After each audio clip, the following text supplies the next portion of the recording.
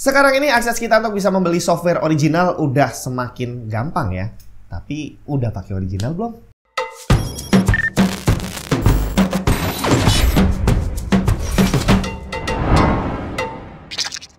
Halo semua, Jun di mana? Kalau zaman dulu kita beli bajakan itu masih agak bisa dicari pembenarannya. Agak loh ya, tetap salah. Karena zaman dulu itu cari software original susah, bre. Pergi ke toko jarang yang jual. Sekalinya ada, belum tentu dia adalah software yang kita butuhkan. Kalau mau online, belum ada yang jual online. At least di Indonesia masih terbatas sekali aksesnya. Tapi sekarang kondisinya sudah berubah. Jadi yang dulunya susah, sekarang sudah semakin mudah. Tinggal permasalahannya adalah apakah budaya menggunakan bajakan tadi masih ada atau sudah mulai hilang. Kalau saya lihat sih sebagian pengguna PC dan juga konsol itu udah banyak yang sadar untuk pakai software original.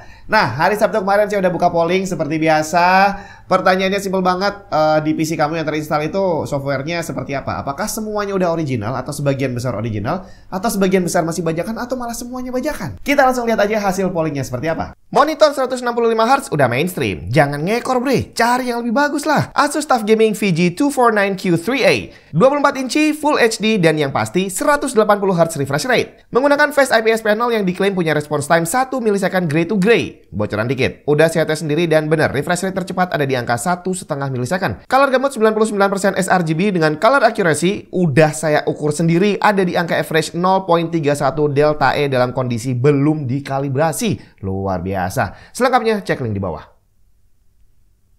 Hasil pollingnya cukup menarik nih, karena dari beberapa ribu peserta polling ternyata nilainya sudah lebih condong ke arah penggunaan software original. Di mana pengguna 100% original dan 100% bajakan sih secara jumlah hampir sama. Tapi untuk pengguna yang di tengah-tengahnya, ternyata pengguna original yang lebih dari 50% adalah yang paling banyak. Walaupun angka terbanyak ini belum sepenuhnya menggunakan original, tapi dengan hasil polling ini terlihat bahwa sebagian besar dari kita sudah cukup berusaha untuk bisa beralih ke original. Seperti cerita Freddy Hutapea yang belajar mendisiplinkan diri pakai original dan sekarang berhasil pakai 100% original. Terus ada Chate7 yang sekarang udah 80% pakai original dan merasa malu bahwa dulu pakai bajakan. Malu katanya bre.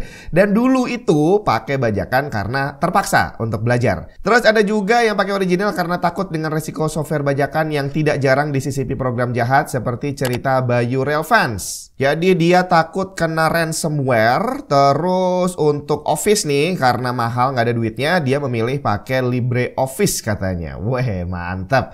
Tapi ada juga yang terpaksa masih menggunakan bajakan karena alasan tertentu seperti dana ngap. Jadi hampir 80% udah pakai game original, tapi ada dua alasan kenapa masih harus ngebajak. Yang pertama karena gamenya region lock. Oke, nggak bisa dibeli di Indonesia. Terus yang kedua karena gamenya emang udah nggak ada di online store manapun. Oke, game tua kali ya, yang zaman dulu kita ngebajak nggak ada originalnya, jadi sekarang mau nggak mau harus ngebajak juga. Boleh.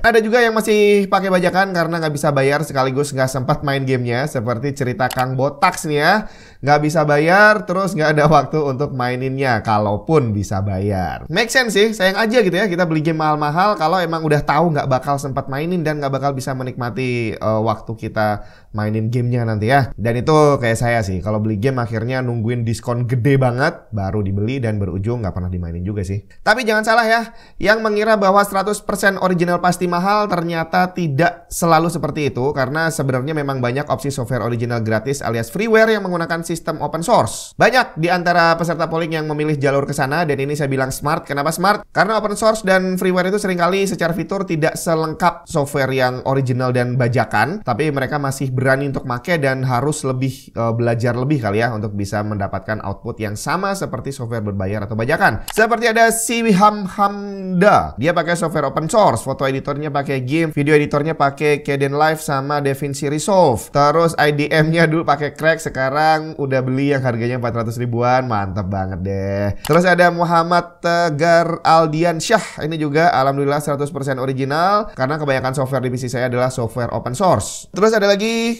Ahmar Kusumayanto, bersyukur udah bisa 100% meskipun gak semuanya berbayar. Tadi contohnya Office-nya pakai Libre dan untuk keperluan kompresi pakainya 7-zip.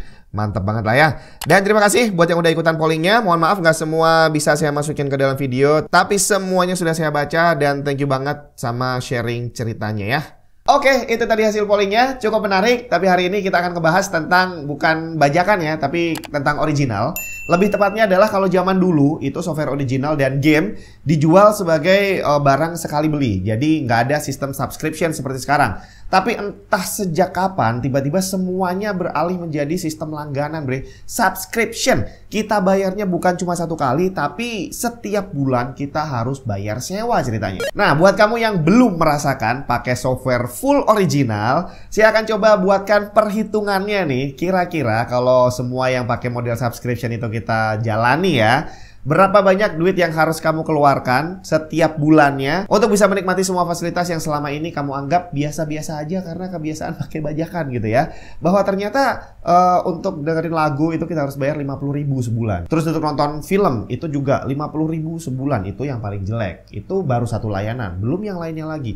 Belum untuk kerja, belum untuk ngegame dan segala macam. Waduh, bisa banyak kayaknya. Ya udah, saya coba buatin hitungannya buat kamu kali ya. Kita mulai dari software standar.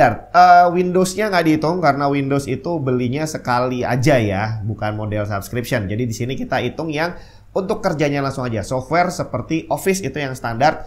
Terus ada lagi untuk PDF editor. Dan ini kita tidak membahas yang open source, kita nggak bahas yang gratisan, kita nggak bahas yang aneh-aneh, nggak perlu duit gitu ya. Yang kita bahas adalah yang umum dipakai orang, yang biasanya dipakai adalah Microsoft Office dan juga Adobe Acrobat. Untuk Office sekarang dijual dengan nama Microsoft 365. Di sini kita pilih layanan personal, di mana kita nggak cuma dapat sepaket Office software, tapi juga mobile app dan cloud storage 1 TB. Dan untuk yang satu ini biaya per tahunnya kita bulatkan aja 1 juta rupiah atau sekitar Rp83.000 sebulan. Kemudian untuk PDF yang paling umum dipakai adalah Adobe Acrobat. Kita ambil yang versi berbayar, jangan yang gratis. Untuk yang best value-nya, Acrobat Pro DC standar biaya per bulannya kalau nggak lagi diskon sekitar Rp195.000 per bulan. Jadi untuk Office dan PDF kita udah keluar duit Rp278.000 sebulan. Tapi jangan cuma buat kerja, hiburan juga harus dipikirin. Dengerin lagu, layanan musik ada banyak banget, tapi kita coba hitung pakai yang sejuta umat ya, Spotify. Kita ambil paket individu aja yang Rp55.000 per bulan. Total sekarang udah jadi Rp333.000. Untuk film agak galau karena layanannya ada banyak banget dan masing-masing filmnya beda-beda. Jadi kayaknya kita perlu ambil beberapa kali ya. Dan itu juga yang saya lakukan. Jadi saya pakai Netflix, Disney Plus Hotstar, dan juga Prime Video. Ambil paket personal termurah dari Netflix Rp54.000 per bulan, Prime Video Rp59.000. Sedangkan untuk Disney Plus Hotstar ada beberapa cara. Dari langganan bulanan yang Rp39.000. Terus ada juga langganan internet yang udah include Disney Plus Hotstar, atau langganan setahun yang kalau nggak salah cuma 200 ribuan. Karena harganya bervariasi, kita anggap aja 20.000 sebulan kali ya. Jadi total untuk film kita udah nambah 133.000 dan total semuanya udah 466.000. Wow, nggak terasa ya. Dan ini baru dikit loh.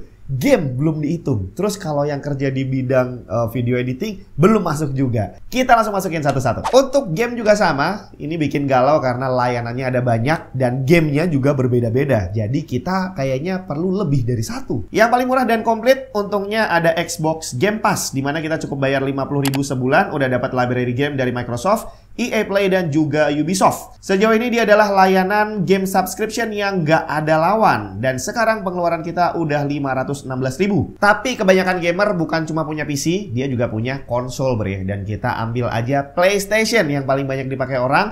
Dimana untuk konsol ini kalau kamu pengen main online itu kamu harus langganan. Jadi di luar beli gamenya, kamu harus langganan bulanan untuk bisa mainin online. Gila nggak tuh? Dari Sony sendiri nawarin beberapa tipe subscription. Dari yang paling murah PS Plus Essential itu kita cuma langganan doang. Terus tiap bulannya kita dapat game gratis. Kadang-kadang dapat 2, 3, kadang sampai 5 game gitu ya. Cuma ya gamenya bukan game baru. Terus ada juga layanan subscription di atasnya. Itu selain dapat game gratis, kita juga dapat library game hampir sama seperti Xbox Game Pass yang harganya lebih mahal pastinya. Jadi kalau kamu barusan punya PS, at least kamu butuh paket level 2 PS Plus Extra yang selain dapat game gratis bulanan, kita juga dapat library kayak yang ditawarkan sama Xbox Game Pass tadi. Lumayan mahal, bulanannya 135.000 atau kalau tahunan 935.000. Ini sebentar lagi bakal naik. Jadi jatuhnya sekitar 78 ribuan sebulan. Kita ambil ini aja sebagai perhitungan dan sekarang total pengeluaran kita sudah 594.000. Oke, pekerjaan enteng udah. Terus dengerin lagu, film, main game, udah juga. Sekarang kita masuk ke pekerjaan yang lebih serius. Sebagian besar orang yang ngerakit PC bilangnya dipakai buat ngedit. Ngeditnya apa saya juga nggak tahu, tapi saya anggap aja video editing atau foto editing. Dimana software yang biasa dipakai, apalagi kalau bukan dari Adobe. Kita lihat nih, Adobe Photoshop 126.000 sebulan, Premiere Pro 126.000 juga, After Effects juga sama. Dan kalau kita pakai 3 itu sebagai standar, udah nambah lagi 378.000 dan total sekarang udah 972.000. Terus kalau kamu butuh desain 3D seperti AutoCAD, ini harganya mahal banget. Setahun hampir $1.955 atau sekitar 2,5 juta sebulan. Terus 3D Max juga hampir sama, $1.875 setahun atau sekitar 2,4 juta sebulan. Jadi kalau kamu bekerja di bidang yang butuh bikin desain 3D tadi pakai AutoCAD dan 3D Max, berarti kalau pakai dua itu aja udah nambah 5 juta sebulan. Terus setelah semua itu, untuk maintenance PC kita juga harus punya. Dan sekali lagi, jangan pakai yang bajakan, bre. Jangan pakai yang gratisan. Pakai yang subscription. Yang lumayan penting kita butuhkan adalah partition manager dan juga untuk recovery data. Siapa tahu data pekerjaan kamu ada yang nggak sengaja kehapus atau hard disknya nggak sengaja ke format gitu kan. Di sini saya ambil contoh ISAS Partition Manager, per tahunnya $50 atau sekitar 75 ribuan sebulan. Wondershare Recovery 100 USD setahun atau sekitar 125 ribuan sebulan. Nah, sekarang waktunya kita totalan. Kalau kita pakai semua yang udah disebutin tadi tanpa menggunakan AutoCAD dan 3D Max yang paling mahal, itu berarti kita udah keluar duit sekitar 1,2 juta sebulan. Itu hampir sama seperti kamu kredit motor, bre. Bedanya, kalau software ini tidak jadi milik kamu. Kita hanya dikasih lisensi untuk pakai. Jadi begitu kamu berhenti berlangganan, ya udah nggak bisa dipakai lagi.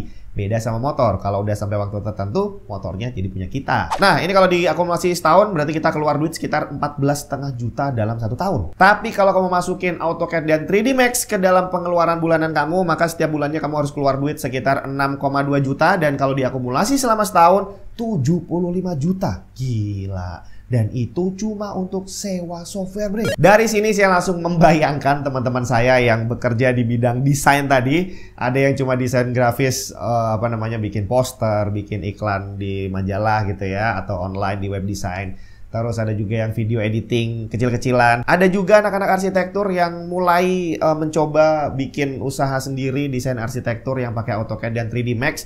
Yang sepertinya kalau harus bayar 5 juta tadi kayaknya masih belum mungkin deh ya. Jadi akhirnya di sini saya nggak bisa langsung ngejudge seseorang bahwa lu pakai bajakan berarti lu nyuri. Nggak juga, karena memang kondisi keuangan seseorang itu bisa berbeda-beda. Ada yang baru mulai usaha di mana project yang masuk belum banyak, terus uang 100-200 ribu itu sangat berharga untuk menyambung hidup gitu ya.